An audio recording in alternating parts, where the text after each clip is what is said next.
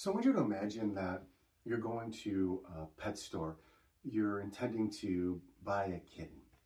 And as you're walking up to the pet store, you see this sign that reads, Baby Tigers Cubs for Sale.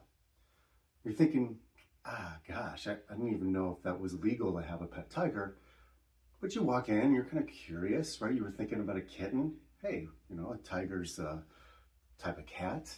So you go up to one of the employees and they assure you that it is now legal to buy pet tigers.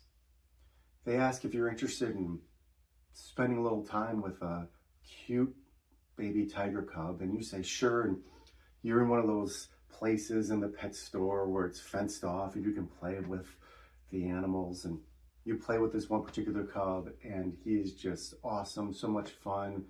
And you're like, this is gonna look great, right? On Instagram, I'm gonna be the only person that has a baby tiger.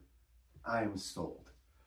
So you take this, you buy the baby tiger and you bring it home, and you're just pumped and you're playing with them and everything is great. But then something happens.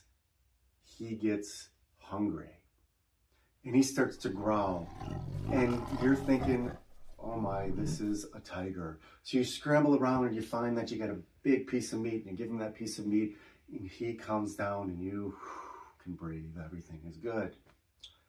And it's the same pattern between the next day, the first day and the second day. You're playing, it's great, but then he gets hungry and he starts to growl.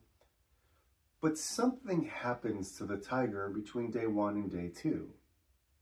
What do you think it is that happens? He is growing. So now, instead of 1 piece of meat, he needs 2 pieces of meat to calm him down. And this pattern continues on until he's a full-grown tiger, and you have basically given your whole life over. You're now working at a butcher shop just to tame your tiger.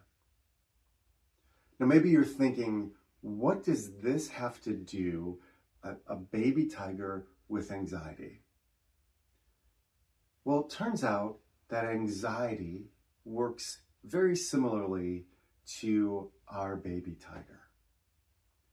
So if you've experienced strong anxiety, when it shows up, it is intense. It is like the growl of a tiger next to you.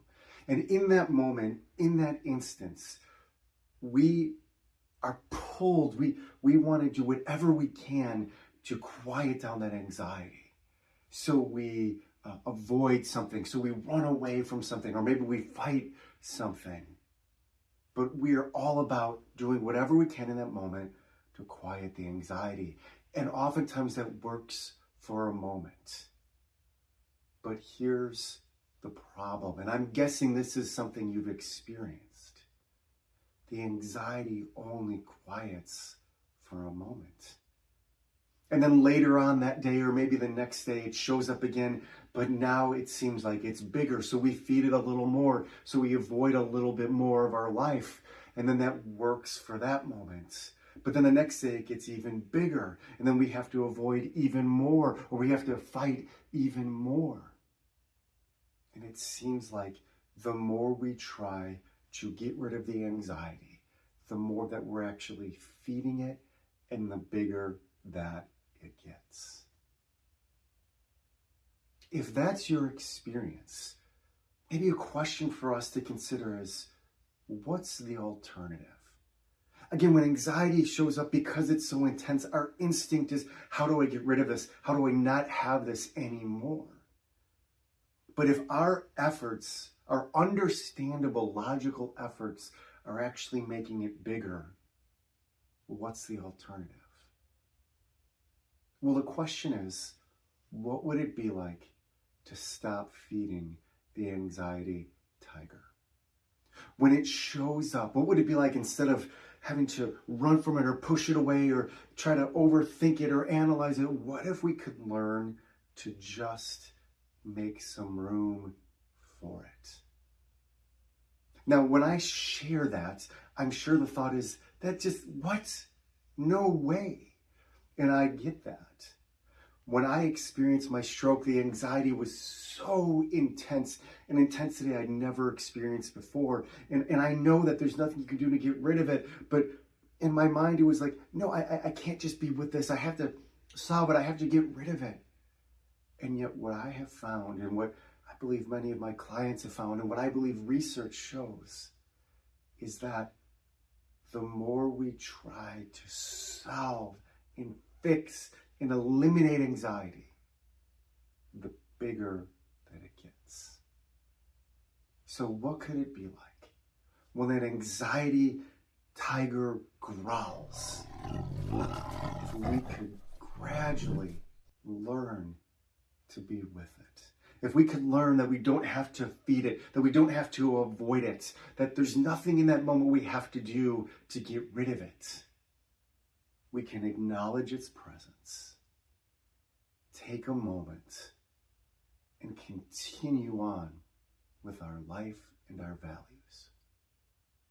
Now, I know that for our problem-solving mind is often not a satisfactory response, but I think there's actually hope in this, because so often when a client comes to me struggling with anxiety, they have this thought, I must be doing something wrong. What's wrong with me? And there can be so much peace and so much comfort, and I believe so much strength when we realize that we don't have to solve anxiety. We don't have to get rid of the anxiety tiger in order to live our life. So consider this. If our efforts to eliminate anxiety from our lives make it bigger, maybe there's an alternative. The alternative isn't some sort of trick. It's not a breathing trick. It's not a thinking trick. Maybe the alternative is that we don't have to continue feeding the anxiety by working so hard to eliminate it. Anxiety is loud. It is uncomfortable. It is overwhelming. But it doesn't have to rule